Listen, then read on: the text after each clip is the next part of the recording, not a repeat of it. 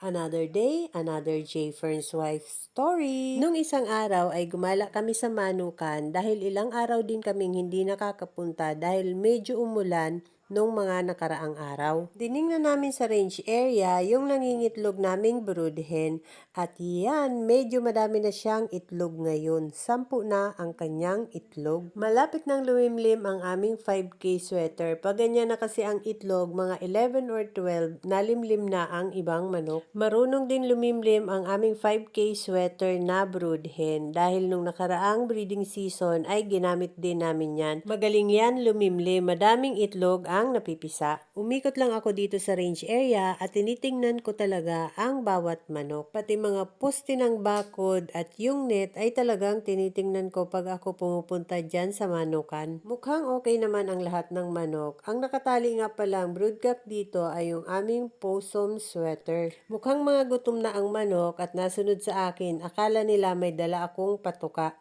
Wala kasi ngayon dito si Richard. May pinuntahan. Hindi ko tingnan pero pag hinawakan laki-laki. Pagkatapos ay dito naman ako sa cording area umikot. Tinitingnan ko ang lahat ng manok. Madami kasi ngayon dito ang mga baby stag na nakatali. Bagong tali ni Richard. Magutom na ang manok.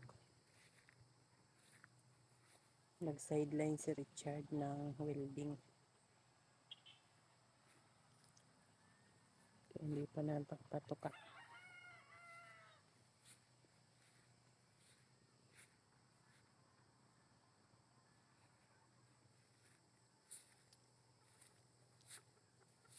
Laki na ng kalamansi oh. Laki na ng kalamansi. Sisimula na uling mamulaklak. Alas 4 kami ng hapon dumating dito ni J. Fern. Hindi pa nga natuka ang mga manok at hindi pa nadating si Richard. Pero maaga pa naman para magpatuka. Alas 5 kasi ng hapon, lagi nagpapatuka si Richard. Kaya sanay ang mga manok dito na alas 5 natuka. At dahil wala pang ang 5, umikot muna ako dito sa cording area at tinitingnan ko ang mga manok. Dahil madaming mga manok dito, ang baby stag na bagong tali, tinitingnan ko kung may napipilay or kung may nagkakasugat sa binti. At very good talaga ang mga manok dahil mukhang walang napipilayan sa kanila. Mukhang mga sanay na talaga sa tali at mababait na. Malapit nang mag-alas 5, kaya mukhang mga gutom na ang mga manok dito sa cording area. Lahat sila ay wala sa hapunan at yan nakaabang na kung patutukain na sila. Kaya sabi ko kay J. Fern, ako muna ang magpapatuka ng mga manok ngayon. Dahil magmula nung si Richard na ang tao namin dyan sa manukan, hindi pa ako nakakapagpatuka ng manok. Si Ulan pa ang tao dyan nung huling nagpatuka ako ng manok. Ngayon lang ulit mauulit. Kaya kumuha na ako ng patuka at nagumpisa na ako magpatuka ng manok.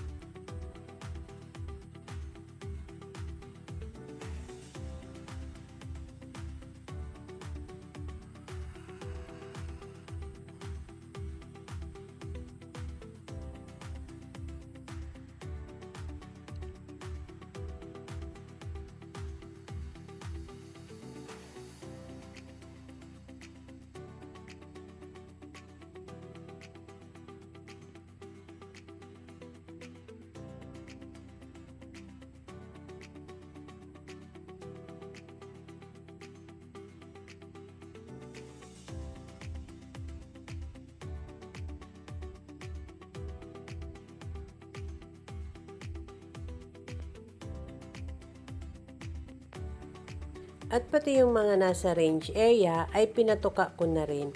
At yan nga, nung sinabuyan ko ng patuka sa gitna ay nagtakbuhan na sila. Mga gutom na nga ang mga manok sa range area. May mga alpas pa ring baby stag na hindi pa nahuhuli na nasa range area. Kaya nung initsahan ko ng patuka sa tabi ng broodcock para lumapit ang mga brood hen, ay nakiagaw na rin ang mga baby stag. Yung patukaan ng mga baby stag ay nasa kubo. Nilagyan ko pa rin ng patuka. Maya-maya nga, binabhan ng possum sweater yung isang brood hen. Very good talaga si possum. Tamang-tama naman nung natapos akong magpatuka ay dumating na si Richard. Kaya siya na ang nagpainom sa mga manok. Dumating si Richard.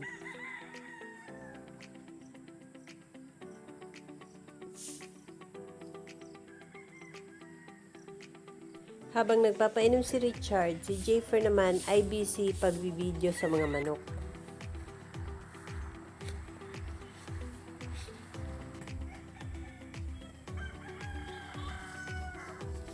Naka-recover na sila na hindi na-pilay. Bago kami umuwi ay nakita namin si Lana at yung anak niya. Mukhang nakaka-recover na sila na mukhang maayos ng maglakad. Yung anak naman niya ay palaki na ng palaki, nakakatuwa. That's all guys. Thank you so much for watching. Please like, share, and follow for more. See you in my next video. Bye!